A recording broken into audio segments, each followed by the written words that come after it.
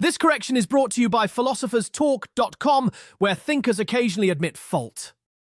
Created by AITalkerapp.com. Create your own animated conversations, link in the description.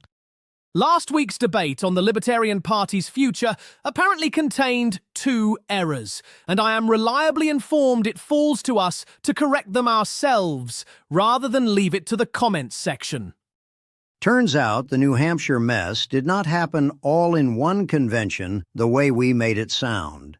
The National Party censured that chapter back in September of 2025 and only got around to disaffiliating them 8 months later in May of 2026.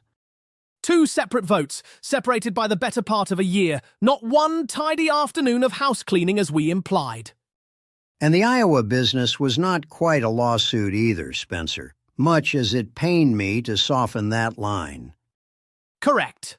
Republican officials filed administrative challenges over paperwork technicalities before the state's objections panel, and it was the Libertarian candidates themselves who went to court afterward, seeking to get back on the ballot.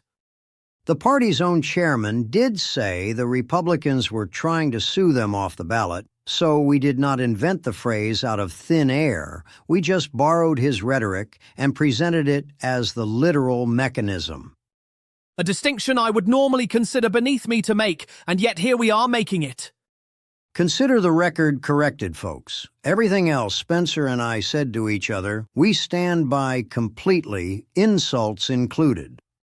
I stand by mine, especially since, unlike Gompers, I did not need a fact-checker to confirm that I was, on the whole, correct.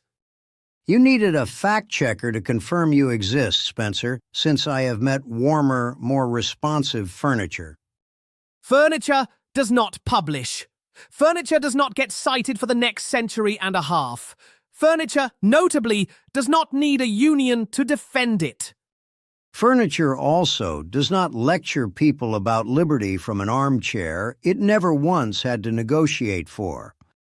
I negotiated with Ideas Gompers, which is a considerably harder opponent than a shift supervisor with a grudge. Ideas never cut anybody's hours, Spencer. I did that twice, on purpose. If today's correction wounded your pride, I invite you to console yourself with the 8-hour day, since it appears to be the only accomplishment you intend to mention ever again.